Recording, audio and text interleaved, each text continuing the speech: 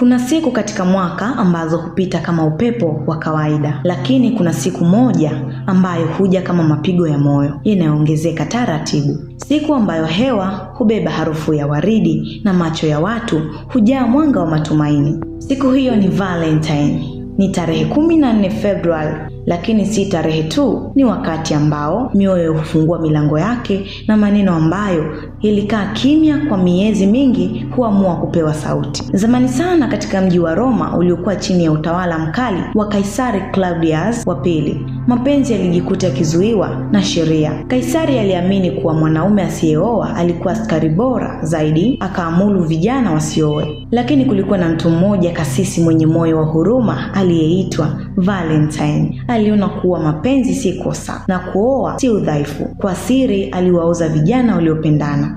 Alisimama upande wa upendo hata kama ilisimama dhidi ya mamlaka. Hatimaye alikamatwa akawekwa gerezani, na kabla ya kunyongwa tarehe 14 Februari mwaka 269 kabla ya ujio wa Yesu Kristo, aliandika barua ya mwisho kwa binti wa mlinzi wa gereza.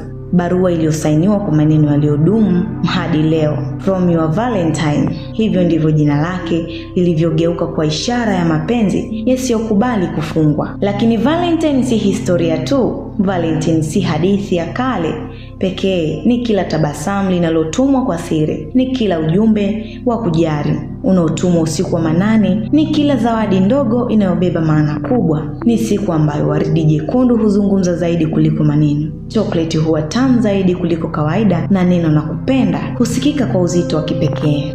Lakini ukweli uliofichika ni huu: Valentine si kuhusu zawadi kubwa, si kuhusu bei ya pete, si kuhusu picha za mitandaoni. Ni kuhusu uthubutu wa kufungua moyo wako. Ni pale unapomshika mkono mtu wako na kusema uwepo wako ni zawadi. Ni pale unapomsamehe yule aliyekukosea, kwa sababu upendo ni mkubwa kuliko kiburi. Ni pale unapomwambia mama yako au baba yako, asante kwa kunipenda bila masharti. Pale unapojifunza hata kujipenda wewe mwenyewe.